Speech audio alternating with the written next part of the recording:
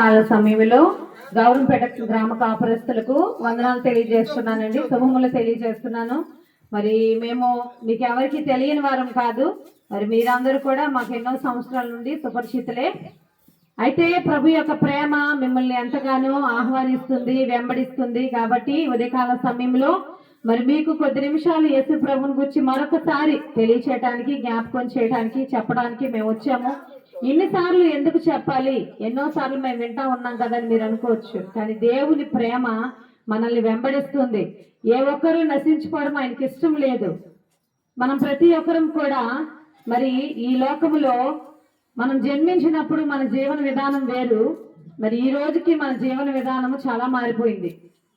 వాస్తవానికి చెప్పాలంటే 24 గంటల్లో మరి ఆ 24 గంటలు ఎలా అయిపోతుందో కూడా మనకు తెలియదు. మరి ఈరోజు జనవరి 31వ తారీఖు. మరి ఒకసారి ఊహించుకున్నట్లయితే, వెనక్కి ఒకసారి ఆలోచించినట్లయితే, మొన్నే న్యూ ఇయర్ వచ్చింది, అప్పుడే ఒక నెల అయిపోయిందా అనిపిస్తుంది. సమయం చాలా వేగంగా పరిగెడుతుంది అని మనం అనుకుంటున్నాం.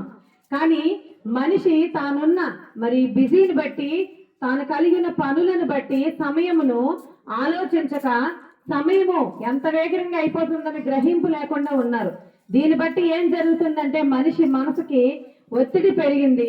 ఆ ఒత్తిడి ద్వారా రకరకాల వ్యాధులు, ఇబ్బందులు, భయంకరమైన పరిస్థితులు ఈరోజు మనిషి ఎదుర్కొంటున్నాడు. ఒకప్పుడు తెల్లవారుజామున లేచి పనులకు వెళ్ళి మళ్ళా చీకటి అయ్యే టైంకి మరి పనులు ముగించుకొని మరి రాత్రి చీకటి అయిందంటే వెంటనే విశ్రాంతిలోకి మనిషి వెళ్ళిపోయేవాడు. కానీ ఈరోజు జీవన విధానం మారిపోయింది. ప్రకృతిలో ఉన్న వెలుగు ఆరిపోయినా మన ఇళ్లలో మరి వెలుగులు ఆరిపోవట్లేదు. మనకి ఎప్పుడు నచ్చితే అప్పుడు దాన్ని లైట్లు ఆపుతున్నాం.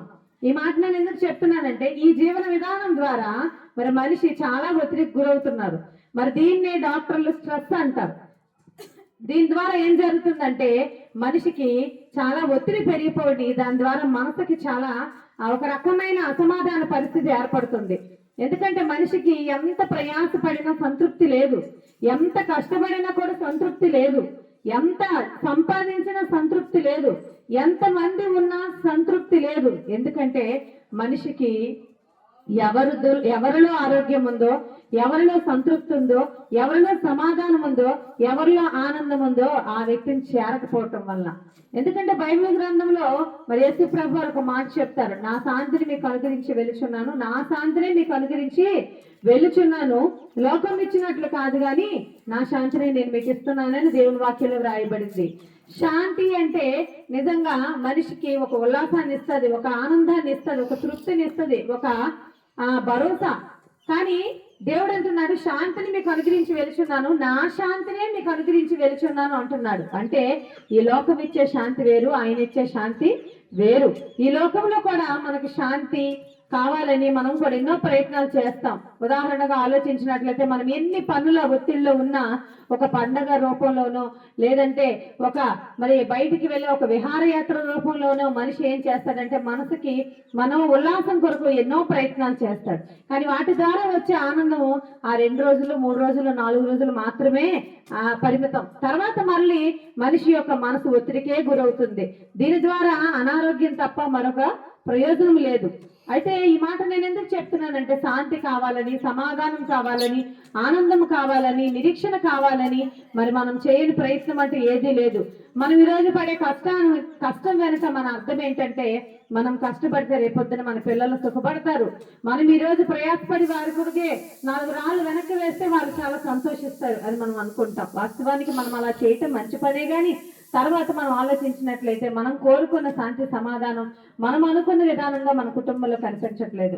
ఎందుకంటే మనం సంపాదించే డబ్బు కానీ, మనం వారికి అందించే విద్య కానీ, మనం వారికి కొనిచ్చే బట్టలు కానీ, మనం వారికి ఇచ్చే చదువు కానీ వారికి శాంతి, సమాధానం ఇవ్వదు. కానీ మనకు శాంతిని, సమాధానాన్ని ఇచ్చేవాడు యేసు ప్రభు వారు మాత్రమే. కాబట్టి ఆ యేసు ప్రభు వారిని మీకు ఉదయకాల సమయంలో పరిచయం చేయడానికి, ఆయన దగ్గరికి మిమ్మల్ని ఆహ్వానించడానికి మేము వచ్చాం. ఇది మత మార్పిడి కాదు, కానీ మనసు మారే ఒక గొప్ప మార్గం. మన మనసు మరి శాంతి, సమాధానాన్ని వర్ధిల్లాలి, మరి నిజమైన దేవుని చేరుకోవాలి. ఆ చేరుటలో ఉన్న ఆనందాన్ని, తృప్తిని అనుభవించాలంటే అది యేసు ప్రభు వారి ద్వారా మాత్రమే సాధ్యం. నేనే మార్గమును సత్యమును జీవమును, నా ద్వారా తప్ప ఎవరు కూడా పరలోకానికి రాలేరు అని యేసు ప్రభు వారు చెప్పారు. ఎందుకంటే ఆ పరలోకం అనేది మనిషి ఊహ కన్ననంత గొప్పది, ఊహ కన్ననంత చాలా దూరంలో ఉంది. ఆ పరలోకానికి మనం వెళ్ళాలంటే విమానాలు పనికిరావు, అలాగే ర్యాకెట్లు పనికిరావు, ఇంకా శాటిలైట్లు పనికిరావు, ఏమీ పనికిరావు. కానీ ఆ యొక్క పరలోక రాజ్యానికి మనం వెళ్ళాలి అంటే మనము పరిశుద్ధుడు, నిష్కల్మషుడు, నిర్దోషి అయిన యేసు ప్రభు యొక్క రక్తం ద్వారా మాత్రమే మనం చేరగలం. పాపములో ఉన్న మనకు పరలోకానికి వెళ్ళే అవకాశం లేదు. పరలోకంలో పాపమునకు చోటు లేదు.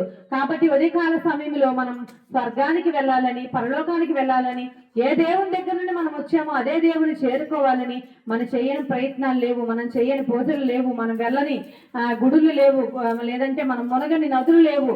అవన్నీ నేను తప్పు ఒప్పు అని మీ మధ్యకి నేను చెప్పాలని అనుకోవట్లేదు. కానీ వాటి ద్వారా మనకు కలుగని ప్రయోజనం, వాటి ద్వారా మనం పొందుకోలేని శాంతి, సమాధానం యేసు ప్రభువులో మనం పొందుకోగలం. ఎందుకంటే ఈ సృష్టి చేసినదే ఆయనే, ఈ సృష్టిని సృష్టించింది ఆయనే. నోటి మాటతో 6 దినాలు సమస్త సృష్టిని, మనల్ని కూడా దేవుడు తయారు చేశాడు. ఆ తయారు చేసిన ఆ దేవుడు మన నుండి కోరుకుంటుంది ఒకటే, ఆయన దేవుడు అని మనం గుర్తించాలి, ఆయనే సృష్టికర్త అని గుర్తించాలి. ఆ సృష్టికర్త అని దేవునికి మన హృదయాల్లో చోటు ఇవ్వాలి. ఆ మన హృదయాల్లో ఆయన చోటు ఇచ్చడం ద్వారా ఆయన సంతోషిస్తాడు, మనకు శాంతి సమాధానాన్ని ఇస్తాడు. మన హృదయంలో పాపం ఉన్నంత వరకు కూడా మనకు శాంతి సమాధానం ఉండదండి. పాపం అంటే అది ఎంత ప్రమాదకరమైనదో గ్రహించే ఆలోచన విధానం ఈ రోజు మనిషికి లేదండి. దేవుని వాక్యంలో ఒక విషయం వ్రాయబడింది, పాపమునకు వచ్చు జీతము మరణము అని. ఈ రోజు మనిషి పాపానికి బానిసైపోతున్నాడు. మనం అనుకుంటాం నా కొడుకు లేదా నా పిల్లలు లేదా నా భర్త ఒక త్రాగుడికి బానిసైపోతున్నాడు, లేదంటే మరో చెడు వ్యసనానికి బానిసైపోతున్నాడు, లేదంటే చెడు అలవాట్లకు బానిసైపోతున్నాడు అని మనం బాధపడుతున్నాం. కానీ ప్రతి ఒక్కరు కూడా పాపమునకు బానిసలమే. ప్రతి ఒక్క హృదయంలో కూడా పాపం అనేది ఉందండి.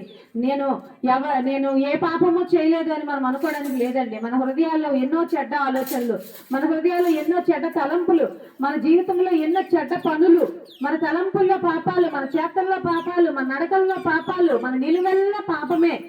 అందుకే ఒక కవి అంటాడు, మనిషి కంటే నిలువెల్ల విషమేనంట.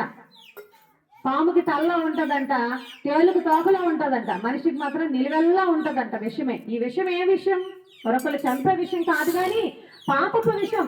ఈ పాపపు విషయం నుండి మనల్ని విడిపించి ఆ పరలోకానికి ప్రాప్తులుగా చేయగల గొప్ప దేవుడు యేసు ప్రభువారు మాత్రమే. కాబట్టి మనం చేయాల్సిన పని ఏంటంటే ఏదో మనమేమీ వదులుకోవాల్సిన అవసరం లేదు, కానీ యేసు ప్రభువే నిజమైన దేవుడని, ఆయన లోక రక్షకుడు అని, ఆయన ద్వారానే మనకు రక్షణ పరలోకం అని గుర్తించి నమ్మి విశ్వసించి యేసు ప్రభువారిని ఉదయకాల సమయంలో మీరు ఆహ్వానించండి. యేసయ్యా నీ కొరకు మేము చాలాసార్లు విన్నాం, మీ ప్రేమ గురించి చాలాసార్లు మేము విన్నాం, మీరు నిజమైన దేవుడు అని, సృష్టికర్త అని మేము విన్నాం. కాబట్టి ఈ ఉదయకాల సమయంలో మా హృదయంలోకి రండి ప్రభా, నీ శాంతి మాకు ఇవ్వండి, మీ సమాధానం మాకు ఇవ్వండి, మాకు రక్షణ ఇవ్వండి అని మీరు అడిగినట్లయితే ఇప్పుడే ఆయన మిమ్మల్ని రక్షిస్తాడు, పరలోక ప్రాప్తులుగా ఆయన చేస్తాడు, పరలోకానికి అర్హులుగా తీర్చిదిద్దుతాడు. కాబట్టి ఆయన ఆహ్వానాన్ని మీరు మన్నించి మరి అంగీకరించి యేసు ప్రభుని సొంత రక్షకునిగా అంగీకరించాల్సిందిగా కోరుచు ఈ నా మాటలు ముగిస్తున్నాను. దేవుడి మాటలు మన వినికిడిలో దీవించును గాక. ఆమేన్.